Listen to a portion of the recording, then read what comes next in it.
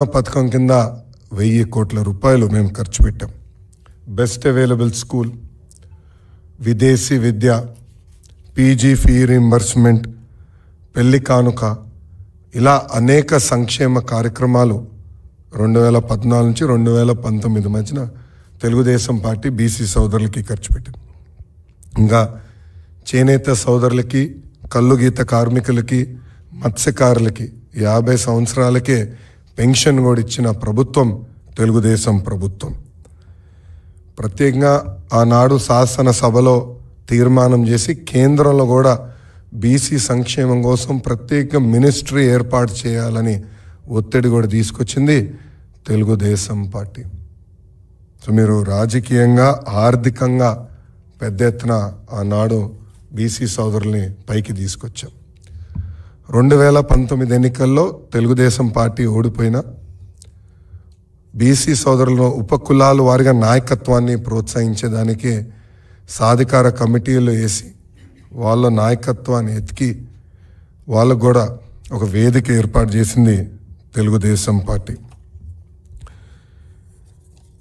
ఈ 2019లో వైకాపా ప్రభుత్వం అధికారంలోకి వచ్చిన తర్వాత పెద్ద ఎత్తున బీసీ సోదరుల్ని ఇబ్బంది పెట్టారు.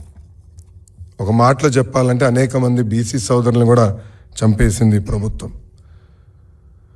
స్థానిక సంస్థ ఎన్నికల్లో 10% రిజర్వేషన్ తగ్గించి 16,000 మంది బీసీలకి అవకాశాలు లేకుండా చేసింది ఈ ప్రభుత్వం.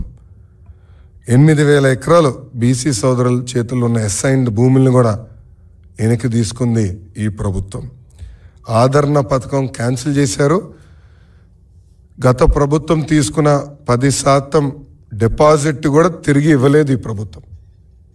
ఇది నేను చెప్తాం కాదు, లబ్ధిదారులు ఎవరికైతే ఆదరణ పథకం ద్వారా పనిముట్లు అందాల్సి ఉందో వాళ్ళు నేను పాదయాత్ర చేస్తున్నప్పుడు నన్ను కలిసి వాళ్ళు నాకు చెప్పారు. 56 కార్పొరేషన్లు ఏర్పాటు చేసుకున్నామని చెప్తున్నారు. నిధులు లేవు, విధులు లేవు. పాప ఆ కార్పొరేషన్ చైర్పర్సన్కి, డైరెక్టర్లకి జీతాలు ఇచ్చే పరిస్థితిలో ఈ ప్రభుత్వం లేనే లేదు. ఇంకా జియో 217 తీసుకొచ్చి మా మత్స్యకారుల వెన్నుముక్క కూడా విరగొట్టింది ఈ ప్రభుత్వం.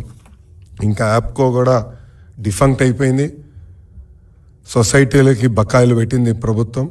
పట్టు రైతులకి కనీసం సబ్సిడీ కూడా ఇచ్చే పరిస్థితిలో ఈ ప్రభుత్వం లేదు. ఇంకా బీసీ సోదరుల పైన పోరాడుతున్న, అంటే బీసీ సోదరుల తరపున పోరాడుతున్న తెలుగుదేశం పార్టీ బీసీ నాయకత్వం పైన కూడా అనేక కేసులు పెట్టారు. వేదికమైన పెద్దలందరిపైన కూడా కేసులు పెట్టారు. మీరు చూస్తే యనమల రామకృష్ణ గారు ఒక పెళ్లికి వెళ్ళినందుకు SC/ST కేసు పెట్టారు. అయ్యన్న పాత్రుడు గారి పైన ఏకంగా రేప్ కేసు పెట్టారు. ఇంకా కొల్లు రవీంద్ర గారిని, అచ్చెన్నాయుడు గారిని కూడా ఎలా ఇబ్బంది పెట్టారో ఆంధ్ర రాష్ట్ర ప్రజలు, ప్రత్యేకంగా మా బీసీ సోదరులందరూ చూశారు.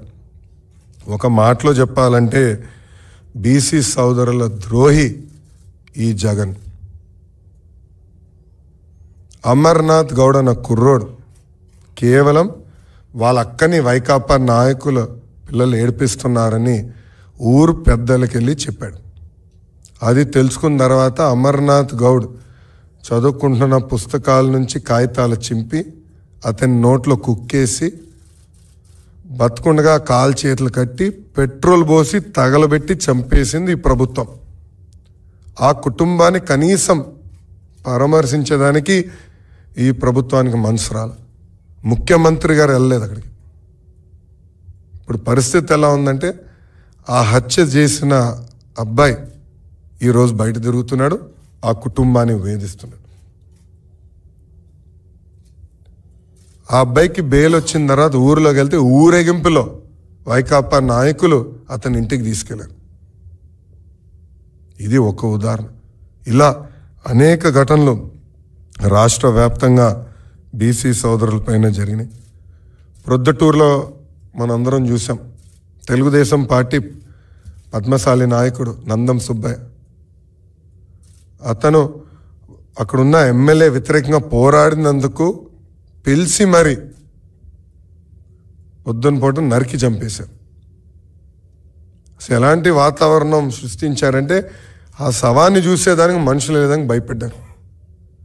కేవలం భార్య